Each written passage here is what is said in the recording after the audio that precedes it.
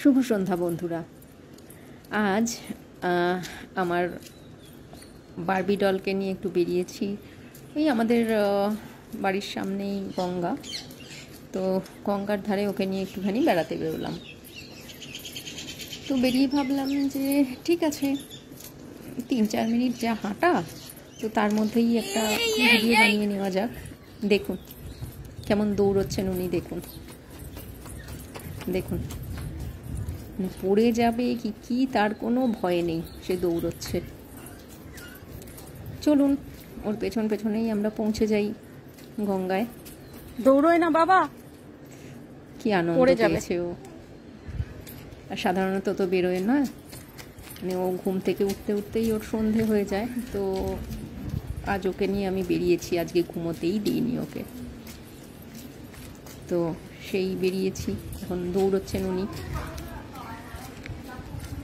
দেখুন গাছপালার ফাঁক দিয়ে পড়ন্ত রোদটা কি সুন্দর লাগছে। এই সময় সূর্যের কালারটাও খুব সুন্দর লাগে আমার।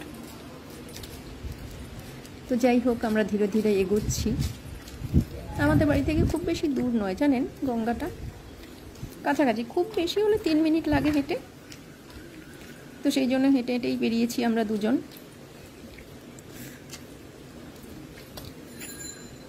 তার পাশে একটা মন্দিরও আছে, দেখবেন। এই দেখুন সামনে দেখা যাচ্ছে মন্দিরের চূড়াটা, আর সাইডে দেখুন ভাঙা বাড়িটা। এখানে না অনেক শুটিং হয়, ভাঙা বাড়িটায় অনেক শুটিং হয়।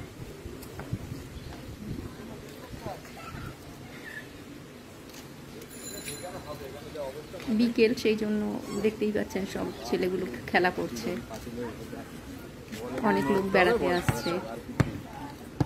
আর মন্দিরের ভেতরটা আজ হয়তো দেখাবো না, অন্য কোনো দিন মন্দিরের ভেতরটাও দেখাবো। খুব সুন্দর মন্দিরটা, ভীষণই সুন্দর। কোথায় যাচ্ছি বাবা আমরা? আজকে মোটামুটি আমি একটু মানে ডিসিশন নিয়েই বেরিয়েছি যে ও আর আমি গঙ্গার ঘাটে বসে একটুখানি হাওয়া খাবো, একটু গল্প করব, একটু লোকজন দেখব, এই আর কি। আর সবচেয়ে বড় সূর্যাস্তটা দেখব, খুব ভালো লাগে এই সময়টায় জানেন।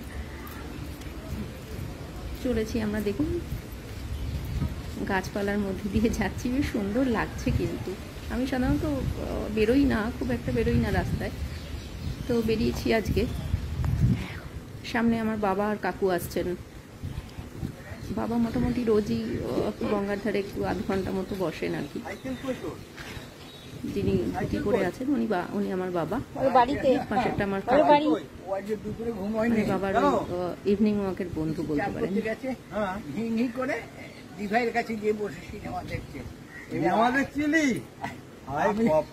আমি যখন জামা পরে আসছি না, দিভাইকে বলছে দাদাই টাটা যাচ্ছে। তো সাইকেল কই? চললাম আবার বাড়িতে, সামনের দিকে এগোচ্ছি। চলো।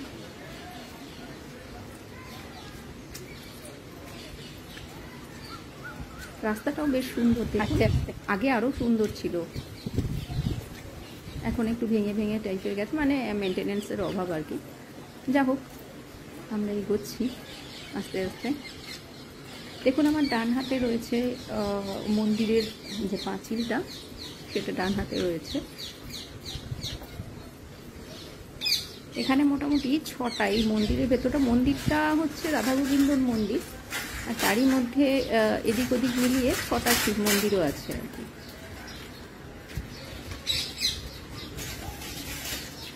আস্তে আস্তে দেখুন, এই যে শিব মন্দির ছিল। শিবরাত্রি, নীল, এই সময় প্রচণ্ড ভিড় হয় এখানে জানেন, ভীষণ ভিড় হয়। পৌঁছে গেছি আমরা গঙ্গার ঘাটে।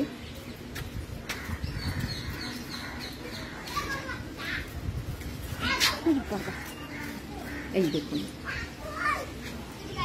আমরা গঙ্গার ঘাটে পৌঁছে গেছি। আহা, খুব সুন্দর হাওয়া দিচ্ছে, এত সুন্দর হাওয়া। সূর্যটা একটু দেখুন, সূর্যের লালিমাটা দেখে মানে আমার তো ভীষণই ভালো লাগে। এই যে মন্দিরটা, যারা মনে করুন মন্দিরে পুজো দেবে মোটামুটি গঙ্গার ঘাট থেকে স্নান করে উঠে এখান থেকে এই দরজাটা দিয়ে ঢুকে যান মন্দিরে।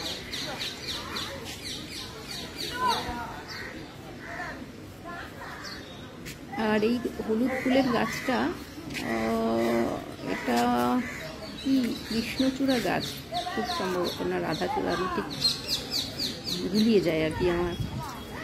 যা হোক, সূর্যটা দেখে দারুণ লাগছে দেখতে, কিন্তু খুব সুন্দর লাগছে।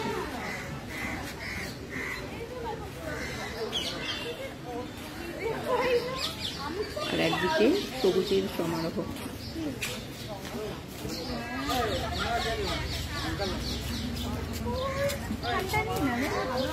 দারুণ লাগছে কিন্তু দেখতে, তাই না বলুন? ভীষণ সুন্দর। এর মধ্যে আমরা পৌঁছে গেছি, আমরা দুজন বসে একটুখানি গল্প করার প্ল্যান আছে। কতক্ষণ, টাটা।